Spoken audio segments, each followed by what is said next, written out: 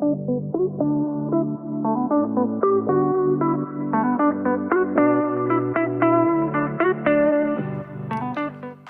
pune 3 godine u Kršanu je održana pučka fešta u povodu Dana općine. Kako je vrijeme odmicalo, tako se punio pristav u koji su dolazili ljudi sa svih strana Labinštine, ali i šire. Kao što vidite, vraćamo se na ono staro normalno. Kao i obično, Kršan se pokazao kao odličan domaćin. Večeras imamo jako bogat program. Kao što vidite, imamo puno ljudi.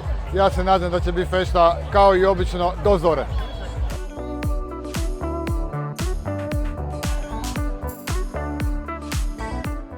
Pa evo, radimo sve što možemo, ja i moja ekipa na boljitku općine Kršan. Znači da prije svega budemo što prepoznatljiviji, znači da budemo svoji i da na neki način njegujemo sve ono što imamo, znači tu našu tradiciju, ali sa jednim modernim štihom, jednim modernim tačom.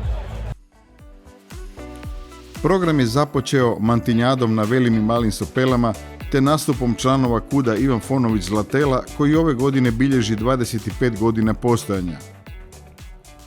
Otplesali su polku, valcer i balun, u kojem su im se na podiju pridružili i posjetitelji.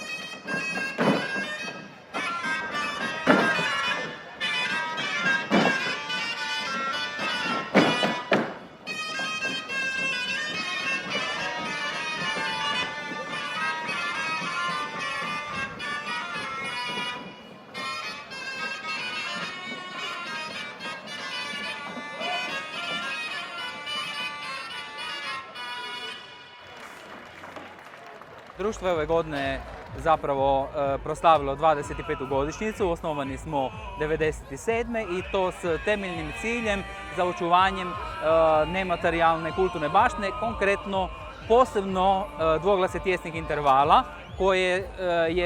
koje se nalazi u registru nematerijalne kulturne baštine čovječanstva pri UNESCO-u. Osim toga njegujemo stariju baštinu i noviju baštinu u stilu glazbene prakse violine i bajsa. Nakon Zlatele nastupio je KUD Bošnjačke nacionalne zajednice Kršanski Ljiljani, koji je izveo igre iz Podvinja i bošnjačke igre.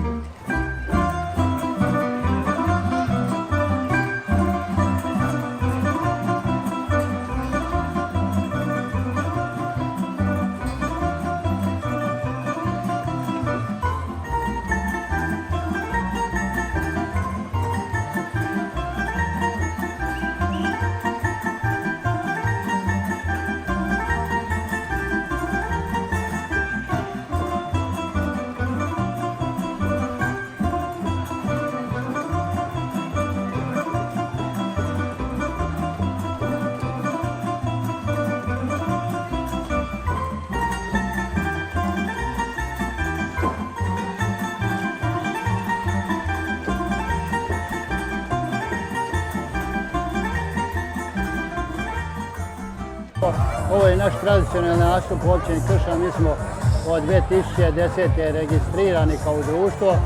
Najviše nas je ponukalo i Kuz za tela, jer je Kuz za tela jedan od vrhunskih kudova na nivou države Hrvatske i naša bošnjačka djeca kad su vidjeli sve to, onda su rušili pritisak na mene jer ja predstavljam bošnjačku manjinu dugo godina, da kao i mi, kao manjina, pokažemo svoj dio kulture. Svaku godinu nastupamo na danu općine Kršan i na svim manifestacijama koje se službene u općini Kršan i šire po Istarskoj županiji. U međuvremenu se pristav dobro popunio. Uz zvukove glazbe nudila se gastro ponuda jela i pića, fritule, a žene iz udruge Mendula Nedešćina pekle su palačinke i prikupljali dobrovoljne priloge u humanitarnoj akciji Svi za Davida.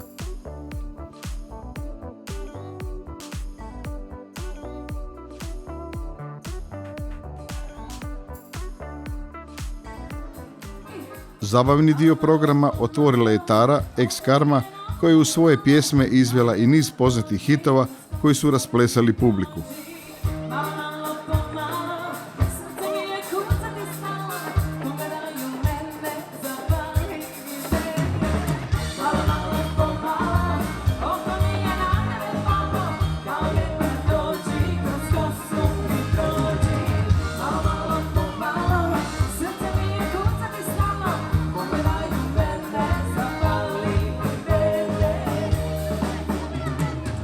Moram priznati da je meni to prvi nastup ovdje u Kršanu, ali meni je veliko srce ko kuća jer moji pranonići su stvari tu, moja nona, tako da ja sam se u stvari sjećam kod doma, tako da evo, još jedno novo otkriće.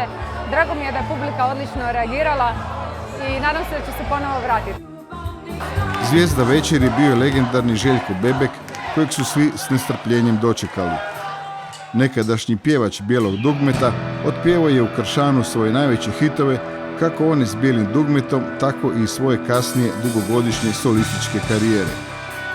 Publika svih generacija uživala je na koncertu i pjevala zajedno s njim.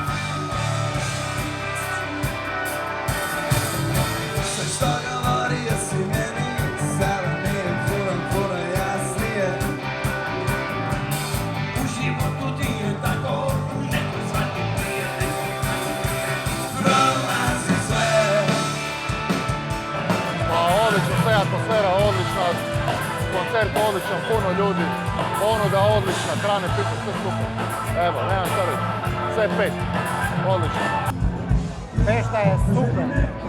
Ljudi su se ponovo okupili nakon toliko vremena, nakon covida, tako da ja sam isto iznenađen. Vidi se da ljudi uživaju i baš sam sretan radi toga. Ja inače sam Kršanac, tako da me baš to raduje. Evo. A evo, u dobrom društvu, odlična atmosfera, organizacija je dobra, evo sve pohvale organizatoru. O, prekrasno, fenomenalno, Bebek je super, dobra je atmosfera i svaka čast općini Kršani, turističkoj zajednici Kršani. Hoćemo još ovakvih fešti.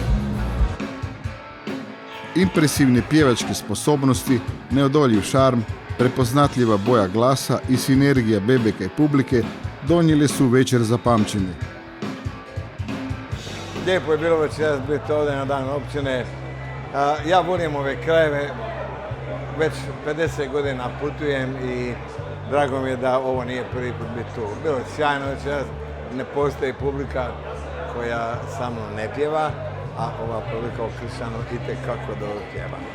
Poseban, naravno, zahvalnost ljudima iz općine i posebna iz turističke zajednice, posebno Adrijani, koja je učinila sve da napravi termin u kojem ću biti ja vaš gost večeras. Obzirom da ova turneja počela sa željom da u ovoj godini napravi 100 koncerata i u Kanadi, Americi, Australiji, naravno u cijeloj Europi, posebno u Hrvatskoj, a sa mojim velikim zadovoljstvom i u Istri. Fešta u Kršanu produžila se do duboko u noć, pa i idući dan. Zadovoljni su bili svi, izvođači, organizatori, prodavači i mnogobrojni posjetitelji koji su te tople ljetne večeri došli na pristav.